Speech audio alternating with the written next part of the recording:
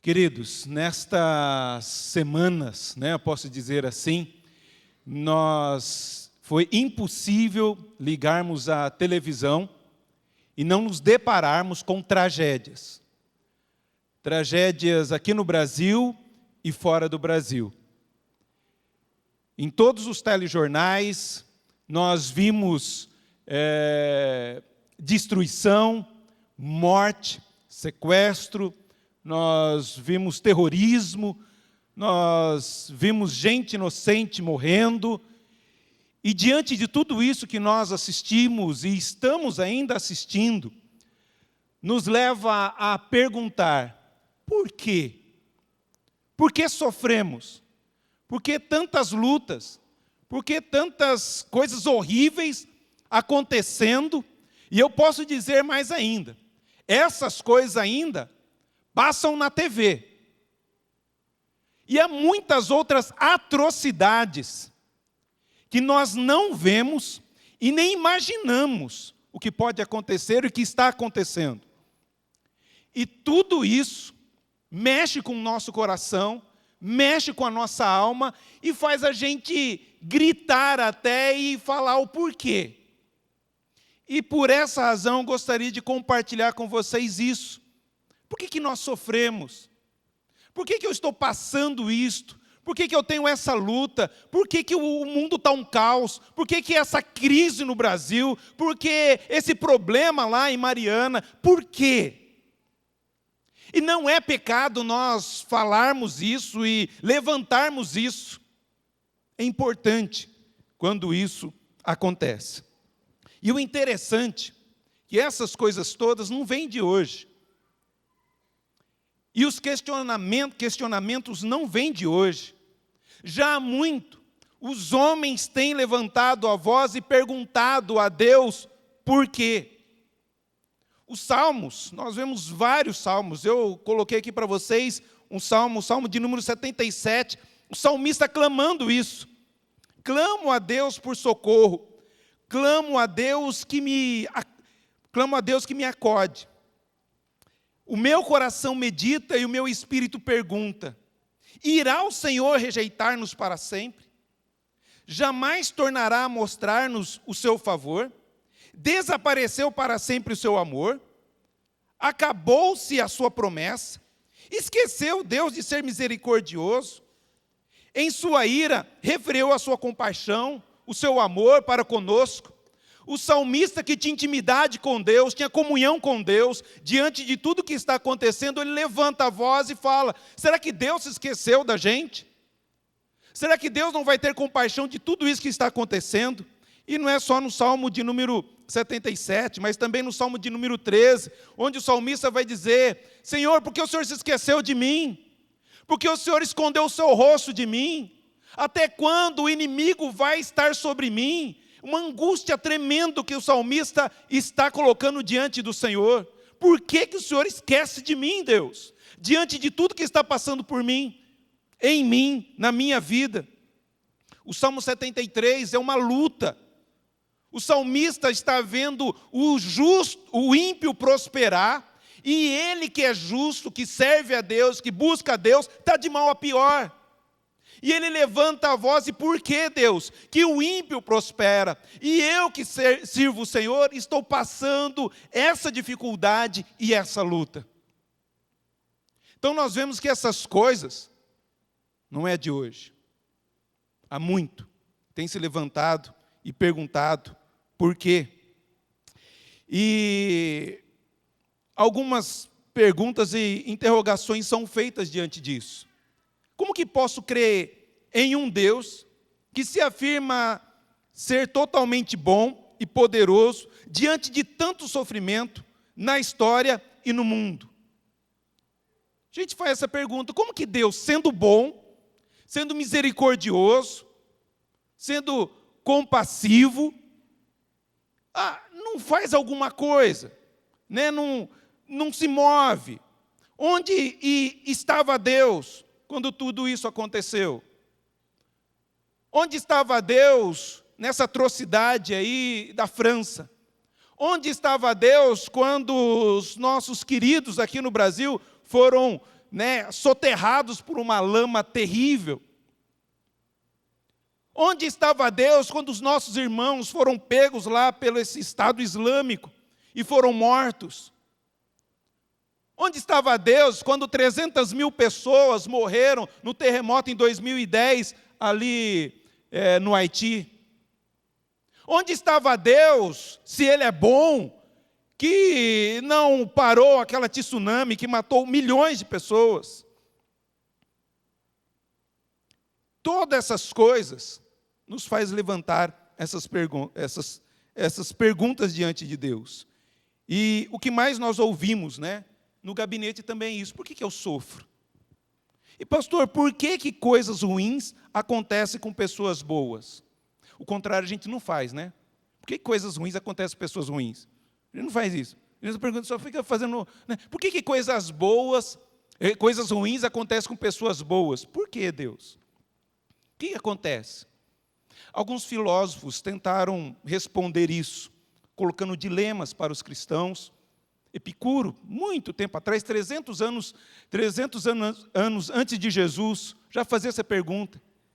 Se Deus é bom, por que Ele não acaba com o mal? E David Hume, ele faz isso. Ele coloca um dilema.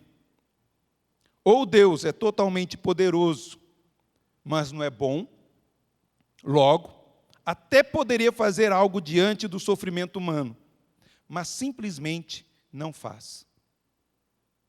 Ele é poderoso, só que Ele não pode acabar com essa maldade. Então Ele é um Deus maléfico, porque Ele é todo poderoso e podia fazer isso, mas não faz.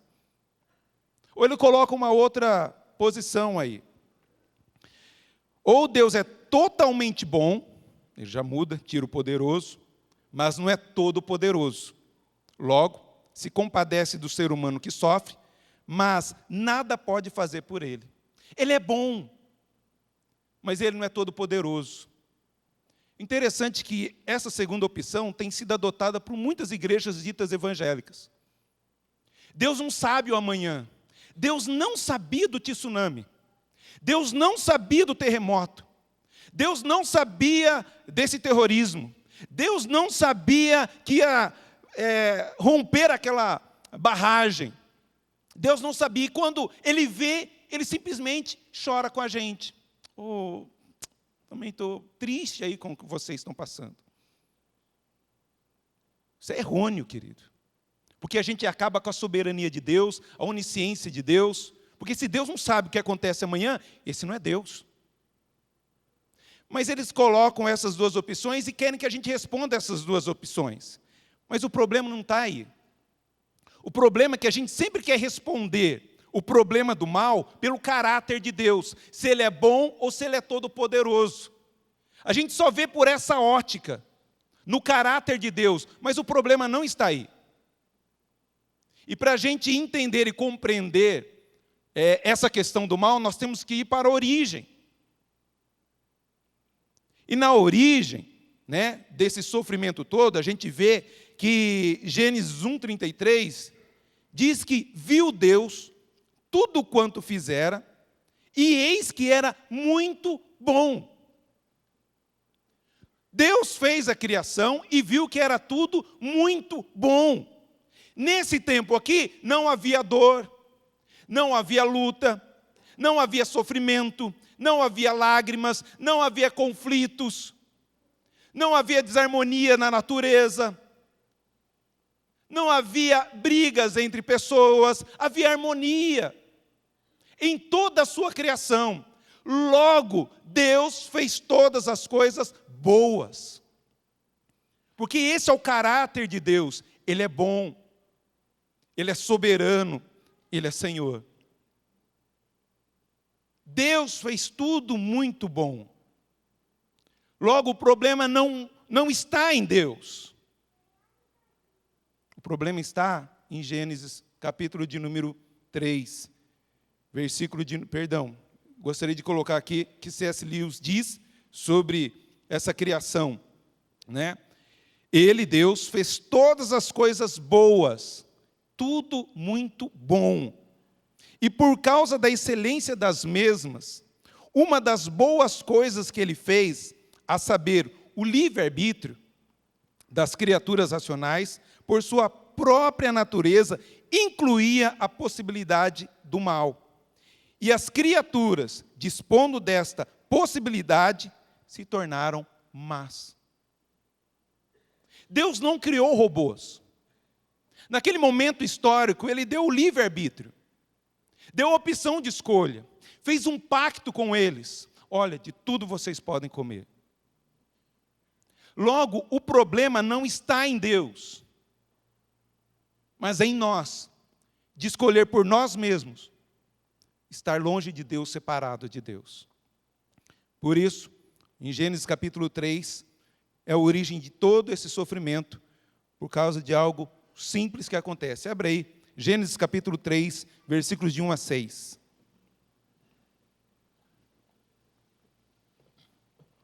Você pode ler depois, todo o capítulo 3, aqui mostra o início, as consequências dessa nossa escolha,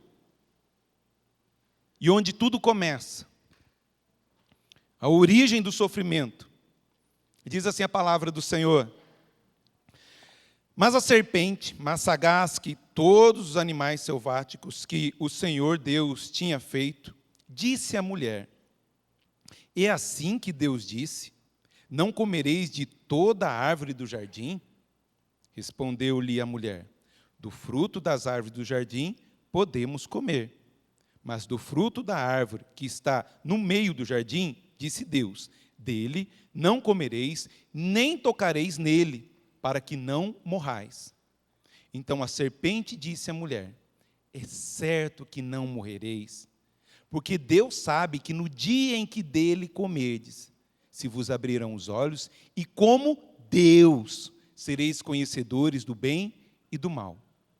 Vendo a mulher que a árvore era boa para se comer, agradável aos olhos, e árvore desejável para dar entendimento, tomou-lhe do fruto, e comeu, e deu também ao marido, e ele morreu. Perdão, e ele comeu, e morre. Abre-se os olhos e morre. Deus tinha dado uma ordem: no dia que você comer desse fruto, você vai morrer. E o que acontece? Pela livre escolha do homem, ele escolheu ser independente de Deus. E porque ele escolheu ser independente de Deus, todas as maldições na terra, todas as maldições interpessoais acontecem e acometem ao homem. Logo, o olhar para a origem do sofrimento não está no caráter de Deus, porque Deus fez todas as coisas boas. Nós que escolhemos nos afastar de Deus, nos separar de Deus, nós sofremos as consequências da desobediência a Deus. E por causa dessa desobediência, há algumas consequências. Dentro da teologia, nós dizemos que há um mandato que Deus deu ao homem, quando coloca ali no jardim. Mas por causa da sua desobediência, tudo isso se quebra, se rompe, e há uma desarmonia nesse relacionamento. Nós vemos aí, o primeiro é o mandato cultural. No capítulo 2, versículo 15, Deus diz: tomou, pois, o Senhor Deus ao homem, e o colocou no jardim do Éden para cultivar e o guardar. Essa era a ordem de Deus. Havia harmonia, porque o homem estava obedecendo isso, esse mandato cultural, de harmonia entre a natureza. O homem foi colocado por Deus no jardim para cuidar das coisas criadas. Mas por causa do pecado, por causa desse rompimento, por causa dessa separação, agora há uma desarmonia ecológica no mundo. E por causa do homem não cuidar mais desse jardim do Senhor, o que acontece? Aquecimento, o gelo está derretendo, por causa disso aumenta a maré, por causa disso, um aquecimento nas águas, tem El Ninho, umas torrentes de chuva, ou se não, muita seca, e assim vai. Tsunamis, furacões, que nunca era cometido aqui no Brasil, e agora nós estamos vendo coisas terríveis. Por causa dessa separação, do homem buscar a sua independência, e por não mais viver no mandato cultural, essa separação e uma desarmonia. O que aconteceu em Mariana, o homem querendo dominar a natureza, mas acontece um desastre, animais morrem, pessoas morrem, cidades são destruídas, consequência dessa separação. Segundo, o mandato de Deus que Ele nos dá é um mandato espiritual. Em Gênesis 2,16, e o Senhor Deus lhe deu esta ordem, que toda árvore do jardim comerás livremente, mas da árvore do conhecimento do bem e do mal não comerás, porque no dia em que dela comeres, certamente morrerás. Deus tinha feito um pacto com o homem. Olha, você pode desfrutar de tudo, menos disso. É um pacto que nós vamos fazer aqui. Mas no dia que você comer, você vai morrer. Você vai estar longe de mim, separado de mim. E o homem escolhe isso. O homem foi criado para ter essa comunhão com Deus, essa intimidade com Deus. Essa comunhão estava condicionada à obediência ao que Deus havia determinado quanto a comer, a não comer da árvore. Mas porque o homem come dessa árvore, ele se separa de Deus, por causa do seu pecado, ele não tem mais essa intimidade, não tem mais essa comunhão, e ele busca ter satisfação em muitas outras coisas e não em Deus. E por isso vai buscando os seus prazeres em tantas coisas para preencher esse vazio que só pode ser preenchido por Deus e não consegue. Eclesiastes diz muito bem isso. Salomão buscou a satisfação desse vazio existencial, dessa falta de comunhão com Deus na bebida, nas construções, nos livros e mais livros, mulheres e mulheres, e não preenchia esse vazio, essa eternidade que Deus colocou dentro do nosso coração, que só pode ser preenchido por Deus. É a consequência da nossa separação de Deus, faz com que o homem, tentando satisfazer os desejos do seu coração fora de Deus, busca coisas terríveis, atrocidades e abominações que não agradam a Deus. E o último mandato que Deus estabelece ao homem, mas por causa da queda, essa consequência da separação acontece, é um mandato social.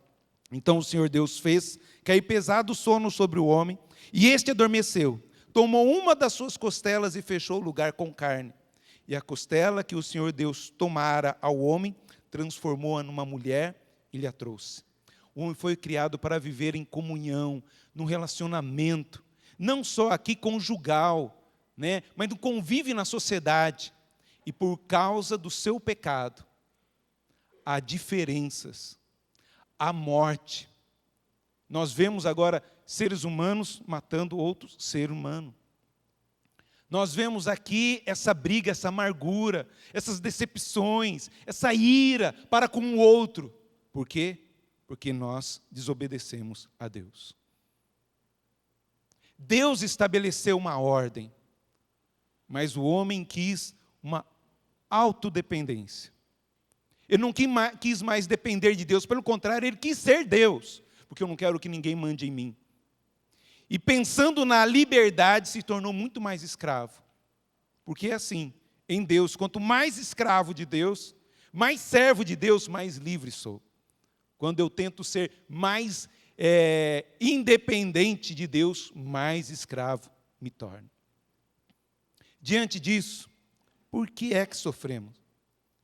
Quais são os canais desse sofrimento? Sobre a minha vida e sobre a sua vida. Primeiro, o sofrimento como fruto de um sistema em desequilíbrio. A gente tem que entender que por causa do pecado, nós vamos morrer. Por causa do pecado, porque não era para nós morrermos, era para vivermos aqui eternamente, não era para nós envelhecermos. Nós não quebraríamos a perna. E por causa disso, desse desequilíbrio da humanidade, de todo esse mundo, o que acontece? Nós envelhecemos, nós quebramos a perna, nós entristecemos, nós ficamos amargurados, há conflitos com a natureza, e a natureza se revolta contra a gente, porque nós agredimos ela. Enfim, é um sistema decaído que nós vivemos. Eu acho interessante esse texto de Eclesiastes, capítulo 9, versículo 2, que diz: tudo sucede igualmente a todos. O mesmo sucede ao justo e ao ímpio, ao bom e ao puro, como ao bom e ao puro, como ao impuro. Assim ao que sacrifica, como ao que não sacrifica. Assim ao bom, como ao pecador. Ao que jura, como ao que teme o juramento. Tudo acontece igualmente a todos, por causa da queda, bons e maus. É só ímpio que tem câncer? Não. Servos de Deus também têm câncer. É só ímpio que bate carro? Não. Crentes também batem carro. Tudo sucede igualmente a todos. Lá no terremoto do Haiti, só morreu ímpio? Não. Muitos irmãos nossos morreram também. Por causa da queda. Tudo sucede igualmente a todos. Coisas boas e coisas ruins. Tem a graça comum, que nós chamamos em teologia, que Deus faz vir o sol para bons e maus. Ele manda a chuva para bons e maus. É uma graça que todos recebem. Às vezes o crente está precisando de chuva e vem sol. E às vezes nós precisamos de sol e vem chuva. Não é porque nós cremos em Deus, temos a Jesus, que nós recebemos uma injeção que mal nenhum vai acontecer comigo. Entenda, porque nós somos cometidos com sofrimentos, com lutas, por causa da nossa queda, por causa dos nossos pecados. Por que há tanta desordem no mundo, ecologicamente? Por causa da queda. Por isso nós sofremos. Tudo sucede igualmente a todos. Não é porque nós somos de Deus, somos privilegiados. Segundo, o sofrimento como fruto das nossas decisões equivocadas. Por que nós sofremos? Porque tudo que o homem semear, isso também ceifará. Como eu sempre digo aqui, o indivíduo fuma que nem um condenado. E o fumo, tabaco, pode gerar câncer. E tem um câncer na garganta. E aí depois vem pastor. Por quê? Por que Deus fez isso comigo? Não foi Deus. Você semeou e você está colhendo. O indivíduo gosta de picanha com gordura. E bastante gordura. Come muita gordura. O que acontece se comer muita gordura? Tope as veias do coração. Dá um infarto. Pastor, por quê? Por que Deus fez isso comigo? Ele não gosta de mim. Não é Deus. É você que não teve uma alimentação regrada. O cara é iracundo, bravo, não sabe pegar um carro aí e bravo, xinga todo mundo. Isso aqui. Aí um dia encontra um igual a ele. Só que esse outro igual a ele tem uma arma. O que você falou aí? Bum! Por que Deus fez isso? Não foi Deus. Você buscou.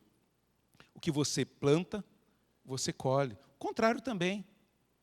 Quem semeia no Espírito, do Espírito colherá coisas boas.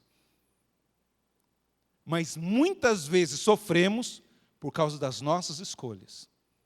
E depois queremos culpar Deus ou queremos culpar o diabo. Pastor, expulso o demônio do câncer de pulmão, porque eu fumei muito. Então um diabo alojado aqui. Não é o diabo também. É você. Não teve alimentação boa, entupiu a veia, tanta gordura, tanto colesterol. Pastor, expulso o demônio da veia entupida. Não é o demônio. Suas escolhas. A Bíblia deixa isso bem claro também. Tem mais outra coisa. O sofrimento como fruto da disciplina de Deus aos seus filhos. Às vezes eu posso sofrer porque Deus pode pôr a mão sobre mim. Olha só aqui com o rei Manassés. E falou o Senhor a Manassés e ao seu povo, porém não deram ouvidos. Deus falou e não quiseram ouvir. O Senhor trouxe sobre eles os capitães do exército do rei da Síria, os quais prenderam a Manassés com ganchos e, amarrando-o com cadeias, o levaram para a Babilônia. Segundo Crônicas 33, 10 e 11. Deus falou e não quis ouvir, sofreu a consequência de não ouvir a Deus. Salmo 119 diz, foi-me bom passar pela aflição, para conhecer os teus estatutos. Às vezes Deus precisa nos disciplinar, como lá em Hebreus, capítulo de número 12. Deus disciplina quem ama. Só quem ama. E muitas vezes eu sofro, porque Deus quer me trazer para perto dele, como os pais disciplinam os seus filhos. Vocês castigam os seus filhos, porque você acordou num dia lá e falou, hoje eu vou disciplinar, vou colocar de castigo esse menino. É assim que a gente faz, disciplina nossos filhos? Não. A gente disciplina porque fez alguma coisa errada, fique aqui. Ainda que doa, como eu falo, minha mãe está aí, né? E quantas vezes eu apanhei? Muitas vezes eu apanhei. Né? Às vezes por não escovar os dentes. E você vai escovar sim. Né? E eu falo, como a senhora é má, como a senhora é ruim. Hoje, olhando para trás, quão bondosa ela estava sendo. Quão amorosa ela estava sendo, mesmo batendo em mim. Porque hoje tenho todos os meus dentes lindos e maravilhosos. Verdade, por isso, uma boca desse tamanho, você acha que... Né? Glória a Deus por causa disso. A disciplina, e fez isso por amor. E Deus nos disciplina por amor. Por isso, muitas vezes, nós sofremos. E por último aqui, o sofrimento como fruto da ação intimidadora do diabo. O ladrão vem somente para matar, roubar e destruir. Ele é o inimigo de nossas almas. Ele quer nos oprimir, ele quer atrapalhar a nossa vida, quer tentar a gente. Que nada, Deus não gosta de você. E aí a gente fica aquela angústia, a gente fica ruim, que nada. Se Deus fosse bom mesmo, Ele atendia a sua oração. E a gente fica sofrendo, angustiado, ruim. Se Deus fosse bom mesmo, você não estava passando por essa necessidade. Ele fica tentando a gente a se rebelar contra Deus. Isso gera angústia no nosso coração, porque Ele quer destruir a minha vida espiritual, Ele quer destruir o meu casamento, Ele quer destruir o meu trabalho, Ele quer destruir a minha vida. Tudo isso por causa da queda. Diante disso aí, tá bom, pastor, interessante, eu ouvi, o senhor falou aí, que a culpa não é de Deus, a culpa é minha, a culpa é dos nossos pais, que nos representavam, e por isso nós sofremos hoje, tá? Então, o que a gente vai fazer, então, já que a culpa é nossa, né? Deus não pode fazer nada para mudar esse cenário, tão caótico, tão ruim, parece que vai piorar, então. Não tem mais jeito. Deus não pode fazer nada. Pode e fez. Por isso que nós falamos tanto de Redentor, por isso nós falamos tanto de um Messias, por isso nós falamos tanto de um Salvador, por causa desse mundo caótico que nós vivemos. E Deus fez. Um texto bem conhecido. Vamos falar juntos? Porque Deus amou o mundo de tal maneira, para que todo aquele que nele crê, não pereça, mas tenha vida eterna. Vida eterna. No princípio, Deus nos criou para sermos eternos nesse mundo. Mas por causa das nossas escolhas, o pecado veio e morremos. Mas Deus faz algo maravilhoso. Ele nos quer levar de volta para casa.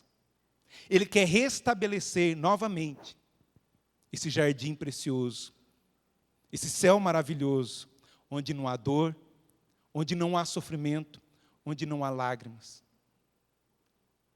Ele veio, esse Deus se encarnou, viveu entre nós, morreu no meu lugar e no seu lugar, ressuscitou, para que eu possa ter vida e ser conectado novamente com o Senhor. Agora não mais separado, Ele veio para ser essa ponte, nesse abismo que nós vivíamos. E nós alcançamos isso não por sermos religiosos, não por virmos à igreja, mas simplesmente pela graça desse Senhor e maravilhoso Jesus. Ele nos salva para restaurar esse paraíso perdido. Ah, tá bom, pastor, mas isso vai ser lá. E aqui? Aqui, Ele prometeu caminhar conosco. Aqui, Ele prometeu que vamos ter aflições, mas tenha um bom ânimo. Eu venci. Ele prometeu o Consolador. Ele prometeu esse consolo maravilhoso, que apesar das nossas dores e nossas lutas, Ele está conosco. Ele não nos abandona. Mas o objetivo principal de Deus para a minha vida e para a sua vida é o céu. O propósito principal de Deus não é você ser bem-sucedido aqui. Não é você conseguir um emprego aqui. Não é você passar na faculdade. Não é você se casar. Essa não é o primeiro, o objetivo primário de Deus sobre a sua vida. O objetivo principal de Deus para a sua vida é o céu. E Ele vai mover o céu e o inferno para que você chegue lá. Ele vai fazer de tudo, ainda que use sofrimento, para moldar a sua vida, mas que você possa ir para o céu. E enquanto nós não chegamos, não vamos para casa, não voltamos para o lar, Deus usa todas essas circunstâncias para moldar a minha vida, para que eu me pareça mais e mais com Ele. Mais e mais com esse Deus amoroso. O que eu preciso fazer para receber, para ter essas bênçãos tremendas? É simples, querido. É crer que Jesus veio na história, Ele morreu no seu lugar e ressuscitou para te dar uma esperança. Ele pede também que você se arrependa dos seus pecados, se humilhe na presença do Senhor e se deixe ser servo. Não viva mais na sua independência, mas agora na dependência de Deus. E que quando isso acontece, quando eu creio nesse Deus maravilhoso, Salvador, quando eu arrependo dos meus pecados, Deus começa a gerar esse céu dentro de nós. Ele começa a gerar esse reino dentro de nós, para que nós possamos a cada dia, enquanto não voltamos para casa, ser parecido cada vez mais com Jesus. Deus te salvou para isso, para a sua glória e louvor. Ele não te salva para te livrar de sofrimentos aqui. Ele te salva para você ir para o céu. Claro que Ele vai abençoar a sua vida. Lembra lá que a questão é as minhas escolhas? Né? Às vezes sofro por causa das minhas escolhas. Mesmo eu sofrendo pelas minhas escolhas, por causa dos meus pecados, por causa dos meus vícios, Deus pode curar. Ainda que eu sofra pelas minhas escolhas, Deus pode curar o câncer de pulmão, de garganta, a minha braveza. Deus pode. Pode me livrar da morte. Deus pode. Ainda que seja a disciplina do Senhor, Ele pode reverter isso com arrependimento. Se você continuar lendo o texto de 2 Crônicas, capítulo 33, no versículo 12, diz que Manassés clama ao Senhor, se quebranta diante do Senhor, pede perdão ao Senhor, e por causa disso, Deus o tira do Egito e coloca de novo no palácio. Esse é o Deus que nós servimos. É o diabo. Deus pode repreender o diabo. O nome de Jesus pode fazer isso. Ele pode curar enfermidades aí espirituais, porque Ele tem poder sobre as ações malignas. Esse Deus move todas as coisas, tem o controle de todas as coisas. Esse é o Deus que nós cremos. Um Deus bom, um Deus misericordioso.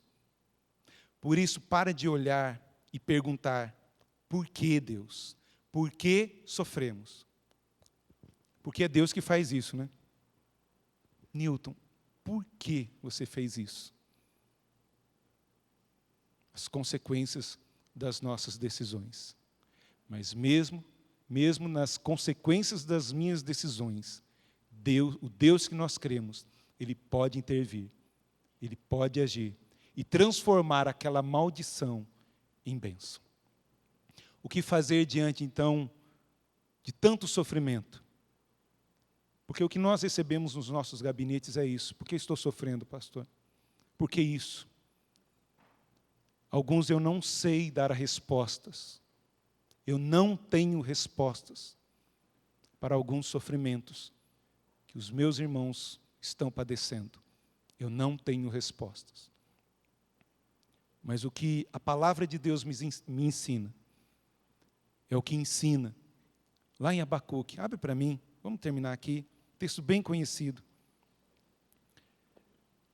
Livro do profeta Abacuque.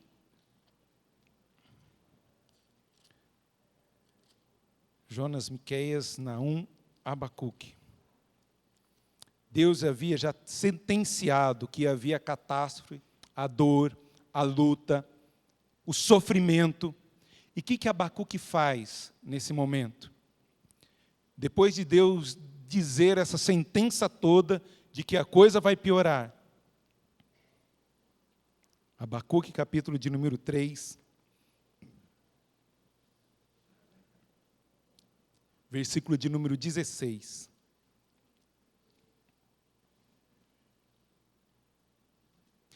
Ouviu e o meu íntimo se comoveu. A sua voz tremeram os meus lábios. Entrou a podridão nos meus ossos, e os joelhos me vacilaram, pois em silêncio devo esperar o dia da angústia, que virá contra o povo que nos acomete. Ainda que a figueira não floresça, nem haja fruto na vide, o produto da oliveira minta, e os campos não produzam mantimentos, as ovelhas sejam arrebatadas do aprisco, e nos currais não haja gado. Todavia, eu me alegro no Senhor, exulto no Deus da minha salvação. No meio do sofrimento, continue servindo a Deus. Ainda que você não entenda. Jó não entendia, ele sendo bom, justo, padecendo tantas lutas. Deus sabia, mas Jó não sabia. Só entendeu muito tempo depois. E às vezes as nossas lutas não entendemos aqui. Por isso devemos cantar ao Senhor: Senhor, eu não entendo, mas eu confio em Ti. E eu creio que o Senhor é bom, o Senhor é misericordioso. Não desanime, querido. Apesar da dor, apesar da angústia. Pode desligar. Coloquei a mão sem querer. Apesar da dor, apesar da angústia, não desanime. Mude o foco dos seus olhos. O problema não está em Deus, porque Deus é bom, Deus é amor, Deus é misericordioso. Mude o foco. E olhe para as suas decisões, olhe para a sua vida, e peça que Deus esteja do seu lado, mesmo na sua caminhada de luta, de dor, de sofrimento. Por que sofremos? A consequência está no pecado, da decisão dos nossos pais, Adão e Eva, que eram nossos representantes, e por isso nós sofremos hoje. Deus continua sendo bom e sempre será bom. Louve a Deus, porque Ele é bom e a sua misericórdia dura para sempre. Amém?